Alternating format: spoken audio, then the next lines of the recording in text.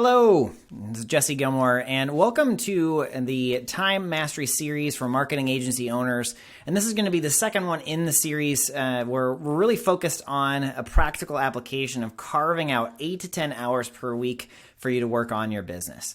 And the reason why we started the series is because after looking at dozens of marketing agency owners that we've helped scale their agency without working more, it was all based around this kind of fundamental core concept of being able to carve out time. And when you carve out the time, you have it freed up so that way you can really transition into that transition out of the hustler role into the CEO role. So you can focus on vision, perspective, and growing your agency rather than getting stuck in the weeds where all you see is the trees and not really seeing the forest. So what I'm wanting to do is, as we're kind of transitioning our Leverage for Growth programs out of kind of being content heavy to being really based around implementation and a mastermind and a collective, is really just give back to the community and be able to take pieces of the Leverage for Growth courses that we've had and really just start bringing that into this YouTube channel. So if this is the first video that you've watched, you want to go back to 101, where it's really focused on understanding kind of like the concepts and kind of an initial assessment that you take. And so that way, as you know, with marketing, you really need data in order for you to kind of optimize. It's the same exact concept when it comes to time. We want to make sure that we have a current use of your time kind of catalogs. So that way, in this training, it's going to be a lot more practical. Or we're actually going through and starting to give you a lot of different ideas of how you can carve out 8 to 10 hours per week for you to work on the business. And my goal for you and this YouTube channel is really just give you as much value as possible. In my previous businesses, I didn't really have control over my time, and the business actually just became kind of like a monster. And what I don't want is for you to experience the same things that I did before in my previous businesses. So without further ado, I'll get started right now. So this is assuming that you've already gone through one-on-one, you've already got your time log, and now you're coming into this video really based around learning how to optimize your time. So here we go. So this is where we're going to get into time analysis and optimization. So that really, that way you're not stuck in this kind of hustler role. You're more in that CEO role, at least 8 to 10 hours per week for you to work on that business. And this is really where we're going to review that time log that you completed in the first training or first week, right? And you need to start to identify tasks that you did in the last week that would be considered non-value added work. And what this means is in optimization and utilization, it's just there's a term called waste, where it's tasks that don't really have any type of direct outcome that's giving value either to the client or the business. And it's a couple different things. Sometimes that might be things like just checking emails. Or kind of keeping up to date with things that are not really that important. That's things that might seem urgent, but they're not important. There's other times where non-value added work that you're actually doing is really based around, just trying to keep up to date when you just need to be able to time box or even delegate that work. So we'll get into the 4 different steps on carving out the 8 to 10 hours in just a little bit. So you want to review that time log, looking into 2 different categories, both business and individual or personal.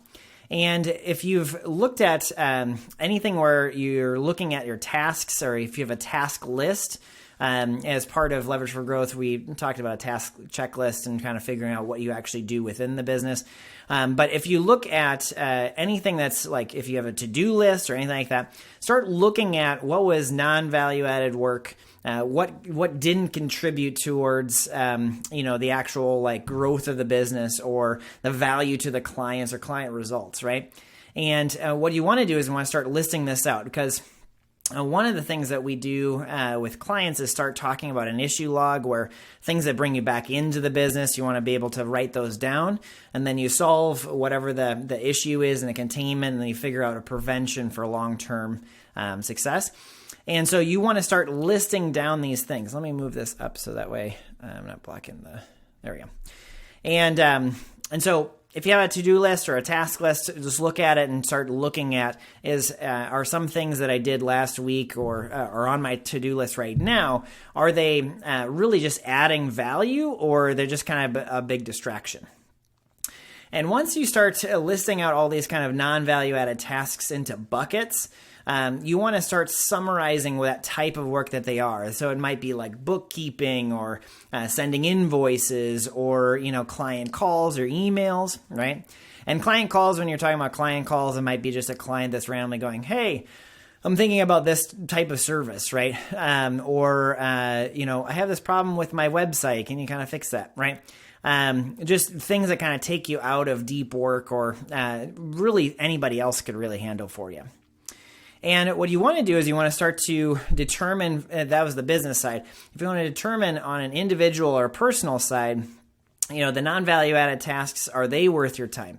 And a lot of times the bucket that these ones kind of fit into are like life maintenance tasks, such as getting groceries or preparing or cooking food or going to the store, right?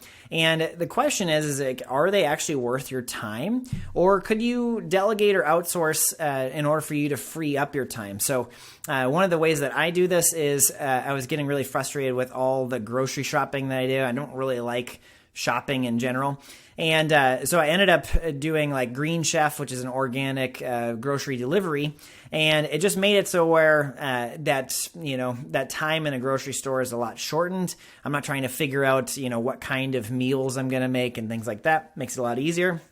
Some of my clients, and what I've heard also, so some people actually do a post like on Craigslist for someone to make them food, and then they give them the groceries and they make them food. And so that way, if on a Sunday you got a whole bunch of food that's already ready for a meal, and then that's put into like your freezer, that would be an example of taking a life maintenance task such as eating or making food or even grocery shopping, and just making it to where it starts to free you up to really focus on, happiness, the things that make you fulfilled, as opposed to just constantly in this kind of rat maze, right? So that's kind of like just from a high level, different ways that you can look at your time analysis. And now let's get into your road to mastering time as a CEO. So now what we're going to do, and what the first kind of mission of Leverage for Growth as a program, and also based around how to really set you up to scale and kind of be in that CEO role, comes with 4 different methods for you to master time. And what I'll do for each one of these is kind of give you different examples. My goal is actually just to give you a lot of ideas and then have you go out and really kind of work through this for yourself. And then at the end of this, there's going to be a worksheet that's actually directly from our Leverage for Growth program called Regaining Your Time. And it's a series of different actions that you can take in order for you to carve out the time. Okay. So these 4 methods to mastering time are in the right order. So which means that you don't want to go right to delegation for something that you could eliminate, right? Or you don't want to look for a software solution if you don't really have to do the work, right? So the first thing is really based around, can you eliminate or avoid the work? And ask yourself, as you're looking at your time log, is this work necessary to complete? Or what would happen if it just simply wasn't done? So if you can eliminate it and not even have to do a certain thing, that would be the step number 1 to carving it out, right? If you don't even have to do it, it's not even necessary, and you're not too sure why you're doing it. If there's not a clear reason on why you're doing it, just let it go, right? Okay. So, and then if you looked at my previous video, you saw like the Twitter example. That was an example of something that really just didn't need to happen at all. And if it did need to happen, then it goes into simplify and condense. But so step number 1 is to eliminate and or avoid. Step number 2 is really based around, if you can't eliminate it, can you automate it? Is it something that is, could it be automated through the optimization of systems or software? And a lot of times the things that can be automated are those kind of like repetitive tasks or data transfers or anything that just kind of you're finding your time doing a lot of this kind of monotony, tedious kind of tasks. And if you really kind of grasp this concept of how much time is used towards things that are not really worth your time, then you start looking at softwares and things like that that can really shorten it or automate it as just being a way of allowing you to have the time to focus on business growth and something that's a lot more worth your time. So automate and systematize. So could you actually have a software that automates it? Now, for the work that you can eliminate and for the work that you can't automate, then you get into delegation or decentralizing it. And this is where you start looking at the things that you're doing and you're asking yourself the question, like, could this work be given to somebody else using processes and standardization? So anytime that you're delegating work, there has to be some kind of guardrails. And if you're like bowling, you're bowling and then you got the guardrails is about to hit the thing. So your main goal is actually just to make sure that they understand exactly, what is actually needed, what would be a definition of success, kind of the what and the why and the when.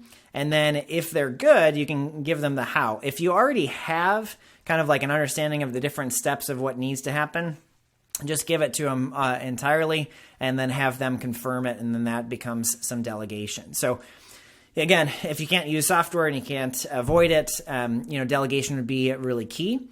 And now if you go through this process and you can't eliminate, you can't automate it, and you can't delegate it, so it's the only thing that you can do, right? Then ask yourself, could you simplify and condense? Now, I'm going to spend a decent amount of time on this one because this is ultimately where a lot of my agency clients end up, where I can't get rid of emails, right? Or I can't get rid of client meetings. In the case of the Twitter example, I really just want to check up on things, right? We got to simplify and condense. So ask yourself, can this work be condensed, so shortened, or organized in a way that gets it completed, or only like the top priority of work completed in a timely manner? And so if you guys have looked at my other videos with Warren, one of the things that I worked with Warren on was really condensing the different types of work. So what he had was there was a lot of different types of clients that he was working with before he niched down.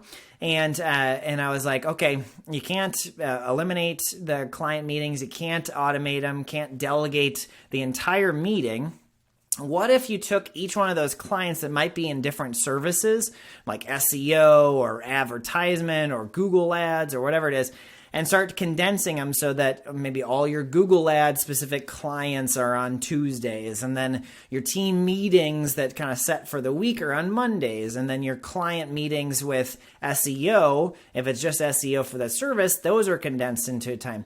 And it makes it, the reason why condensing works is more based around psychology and the idea of minimizing task switching. So when you switch from one thing to another thing to another thing, like you're focused on SEO 1 minute and then paid ads the next and another thing, and you keep on going back and forth, your brain just starts getting fatigued and it's not able to connect the synapses as much. So the key is actually just to stick with the same kind of subject. And when you do that, and when you can condense them, you can actually have meeting over meeting over meeting of the same kind of topic, and it's not as exhausting as it would be if every single client, that's a whole bunch of different services, and you're kind of pulling your hair out. So that's an example of condensing. Now, simplifying is really used for time boxing. So time boxing is really based around the idea that you just allot a certain amount of time for a particular activity. So time boxing can be used for things like emails, right? And you maybe you can't get rid of the emails. You don't have a VA that sifts through them and finds the most important ones. If you could, that's delegation. But if you can't get rid of that, then the key would be just to time box it. So maybe for an example, The first 15 minutes of your workday is focused on emails and kind of sifting through and finding the most important ones, responding to those. So first 15 minutes, right? To start off your workday. And then you go throughout the day. And then after lunch, you do another 15 minutes and you're kind of checking on the emails and you're kind of doing the most important ones, right? And then at the end of your day, the last 15 minutes or so, you're just doing the last little bit. That would be an example of time boxing your emails, something that you might not be able to get rid of or automate or eliminate entirely. And being able to focus on the most important things and really just only using 45 minutes per day on emails. So that would be an example of time boxing. But time boxing can be used in pretty much everything. It can be used in personal life. It can be used in business. And so the real kind of goal and understanding is that as you're kind of working through this and you're starting to carve out the 8 to 10 hours using these methods, then you're really going to start to focus on and understand that something is going to break in your system, in your business system. When you're carving out this time, you're not adding additional time. And the key is to identify those breaking points early. And that's what we're going to do next. So let me move this down. All right, so this is going to be a resource that'll be in the description of the YouTube video. And with every single one of our resources, you can just go up. You don't have to request access, please don't. And you can just make a copy for yourself right there. And then from there, then you own it. You can use it as a worksheet. It's yours. So right here, the Time Mastery for Marketing Agency Owners 102, which is regaining your time. And this is the foundational kind of piece of the puzzle where it's leverage for growth, where we focus on regaining your time. Then we move into simplifying your service, increasing your profitability, filling your pipeline, and empowering your people. So this is actually directly from the content in the Leverage for Growth program. So when you start to look at your weekly time log, so if you remember the weekly time log kind of looked like this, I might fill out like this. And what you can do is you start to look at and ask yourself, what could you delegate or decentralize first? What can you automate or systemize? What can you eliminate or avoid? And what can you simplify or condense? And when you start to look at this, you should be able to identify 3 key actions that you can take in order for you to leverage your time and really just free up 1 full day a week. So 8 to 10 hours per week. So a lot of my clients really like Fridays, and that's kind of like the go-to. Some of my clients are unable to take off a whole full day to work on the business. And so what they'll do is they'll start pacing it out. So like, an hour and a half to 2 hours per day, for an example. So however you want to do it, it's totally up to you. If your whole like calendar and everything that's based around scheduling is in a scheduling software, it's pretty easy. You can just block off certain times. That's not really that big of an issue. If you have like a team and you're trying to figure out, how to really carve out that time, then you might have to go through a little bit more of a process in order for you to carve out the time. But start to identify what are those 3 key actions. It might be eliminating certain tasks entirely. It might be hiring a chef to make you food so you don't have to do that for personal time, right? Or it might be to just outsource life maintenance activities like house cleaning and things like that. So it starts to free up your personal time outside of business. And within the business, maybe the delegation might be to get a marketing intern to do certain things or whatever it is. So 3 main key actions that you can take to leverage your time. Now, once you have those key actions and you want to start looking at and anticipating what the big obstacles in your business would be without you that would end up breaking. So if you can identify, what pieces of the puzzle would end up kind of breaking, you want to identify those. And you want to have a plan and start to create a plan in order for you to remove those obstacles in your business. So anytime that you're moving forward, and this is kind of the way that I think as I'm instructing our mastermind group and our one-on-one clients, is really just an understanding of kind of trying to prevent things from getting in your way in the future and being able to do things early in order for you to ultimately succeed. So having that plan, list out a plan to remove the obstacles in your business. And then if the plan includes something that you're already in the process of, kind of where are you in that whole process of removing those obstacles? And then what you want to do is you might get overwhelmed with all the things that you need to do. The key is with every single plan is just focus on the next step and then the next one and then the next one. And if you get it to where it's really simple, where you're just checking it off, but you're moving, you're not just completing tasks, you're like hitting targets, you're starting to move towards something. That's really, really the key. And as you start to get into a sequence, and sequencing ultimately is how you get a lot of things done, then you start to formalize the plan and track it to its completion. And you can repeat this process until a day per week is freed up. And then once you have that time, you protect it. Right. And you're going to protect it with everything you possibly can, whether it's a calendar system or, you tell your teams, don't talk to me on a Friday, get everything else that needs to happen on a Thursday, turn off your phone or whatever it is.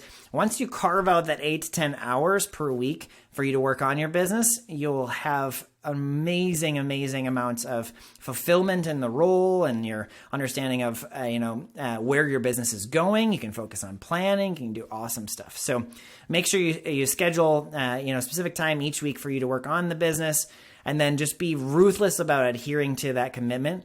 And from this, that completes 102, which is really based around regaining your time. Hopefully you've gotten a lot of different ideas when it comes to the sequencing of carving out time, really being more productive.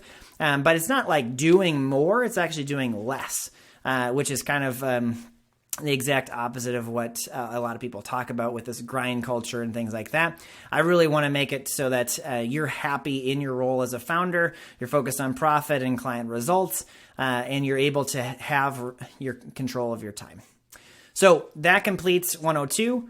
In the next training, what I'm going to do is I'm going to go into a bit more about morning routines and kind of four-dimensional living and some of the things that I've been doing in order for me to make sure that I have regained my time, and then also that I'm just constantly giving myself kind of like daily deposits in each one of my categories. So I'm never really sacrificing my life or my personal life or even my relationships in order for the business to succeed.